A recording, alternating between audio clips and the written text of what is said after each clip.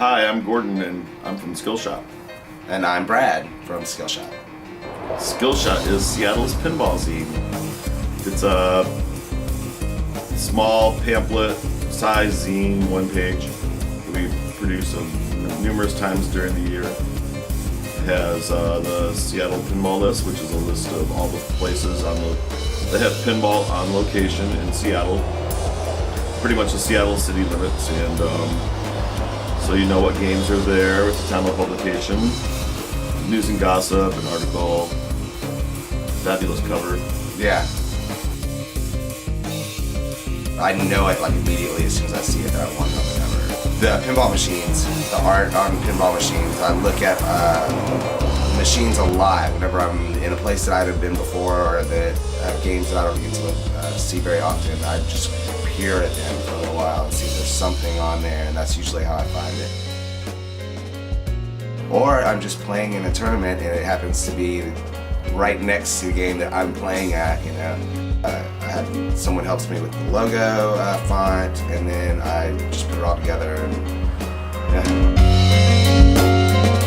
yeah. Brad and I had known each other for a long time, and we had talked about doing a zine together, and but we never had time because of boyfriends or whatever. And at that time, though, we had time, and we said, let's do a zine. What's the zine going to be about? And pinball, because we're always playing pinball at Madison Pub.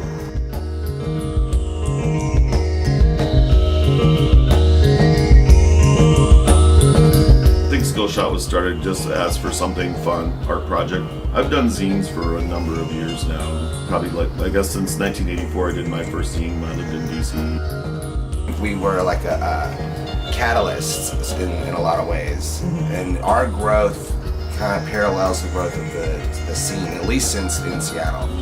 You might think it's a little bit less than that, but I think we had a lot of influence. At the same time, the pinball is kind of grown everywhere. So I don't know, if Skillshot has helped make the community bigger, grow faster, perhaps. I think it definitely publicized that it was going on and where to play games at. That a lot of this stuff that is happening now, if you take Skillshot out of the equation, I don't think it would be as the same.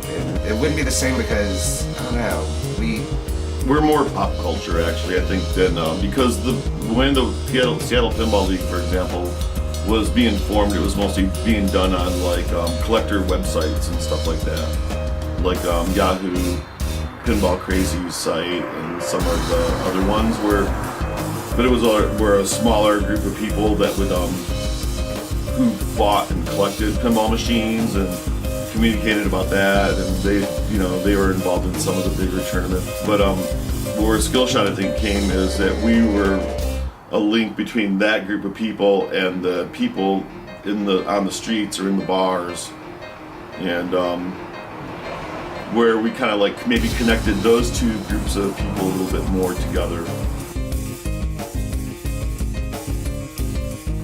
It's fun. It's creative. There's a lot of creative people, interesting people that are involved in the community here.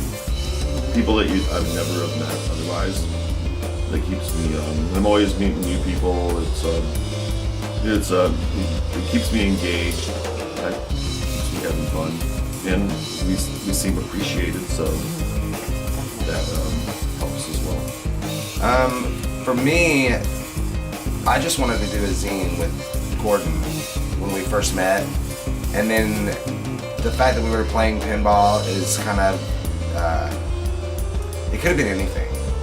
It could have been Pinochle, and then we would have Seattle's Pinochle scene, and then there would be this huge Pinochle community, you know? Maybe darts would be a better analogy. Oh God, no, darts gave me panic attacks. I had to stop, I had to quit. There's an article right there. Yeah, but then after getting so embedded in the community and having met so many people that are all just completely different, completely unique people, very genuine people that aren't out to, get you or whatever. They're all friends. When you meet them, you have a mutual interest and you feel really passionately about it.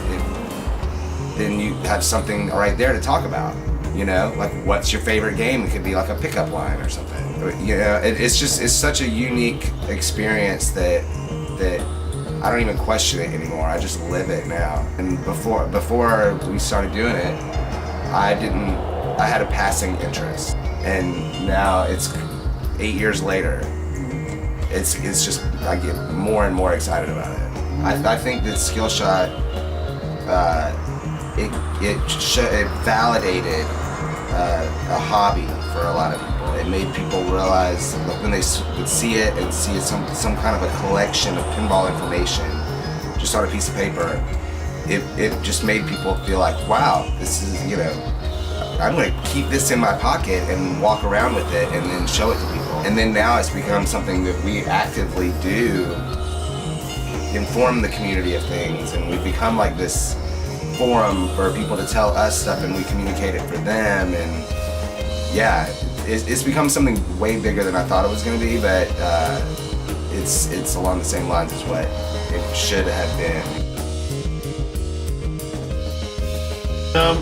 Yeah, definitely. I think everyone who has been involved, like, or has started playing pinball, especially in Seattle, that goes to like one of the many weekly tournaments or just hangs out at the bars and stuff like that, will definitely meet people and get more friends. I think that's a large appeal of pinball, is because when you move to a new city or you turn 21 or whatever, you know, you move to a new neighborhood, and you're pretty much going to be stuck only knowing the people that if you grew up around here, that you went to school with or something like that, or that you work with. And you know, and it's harder to meet just like random people, except maybe at bars. And pinball is like, even though it is in bars, it isn't always so alcohol focused, and it gives you a chance to meet a variety of people that you would never meet otherwise and make friends.